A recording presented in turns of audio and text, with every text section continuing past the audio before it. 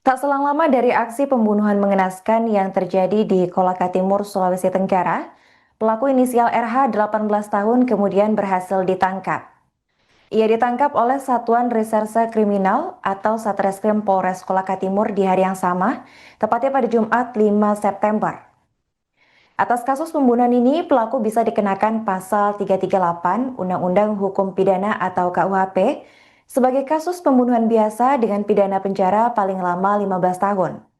Akan tetapi, jika pelaku terbukti melakukan unsur pembunuhan berencana, maka bisa dijerat pasal 430 KUHP dengan ancaman pidana mati, penjara seumur hidup atau paling lama 20 tahun.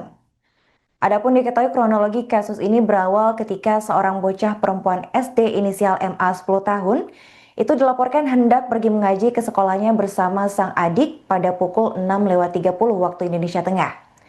Namun tiba-tiba ia dihadang oleh seorang pria di jalanan Desa Wundubite, Kecamatan Polipolia, Koltim pada Jumat 5 September. Menurut laporan wartawan Tribunnews Ultra, korban ini sempat berlari ke arah hutan ketika dihadang oleh pelaku.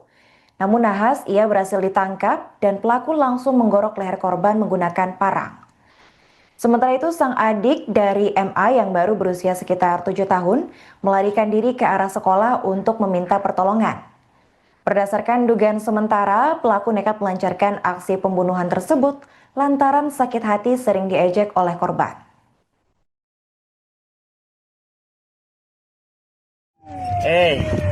Toh, aku mau kau potong lehernya anakku sampai putus.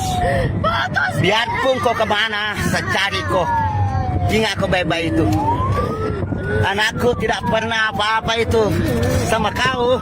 Baru kau kasih begini anakku Dia cuma pergi itu menuntut yang namanya agama. Baru kau kasih begini anakku Ini lehernya. Putus lehernya anakku kau bikin. Ingat kau. Kemanapun kau pergi, saya cari kau.